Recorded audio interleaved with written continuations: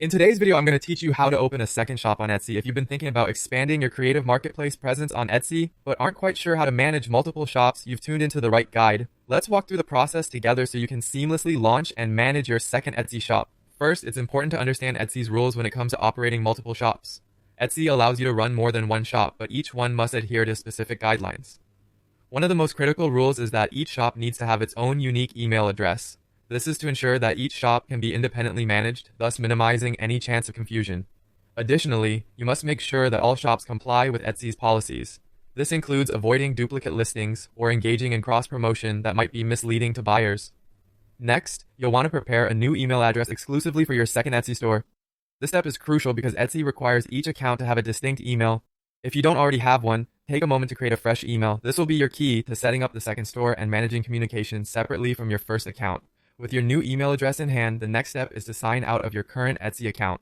Once you've logged out, head over to Etsy.com and click on Sign In. Here, you'll see the option to register a new account. Use your newly created email to complete the registration process, which is your first step toward opening that second shop.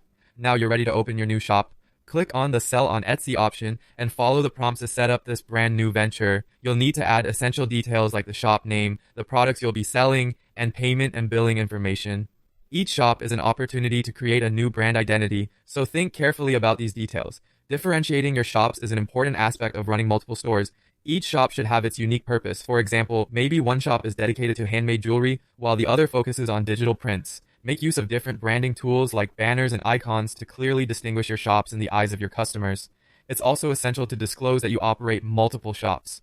Etsy values transparency, so make sure to mention in the About section or your shop policies that you own other shops. Listing the names of these other shops ensures complete transparency with your buyers and aligns with Etsy's guidelines. Finally, managing both shops requires careful attention. You'll find that logging in and out or using different browsers can help manage each shop independently.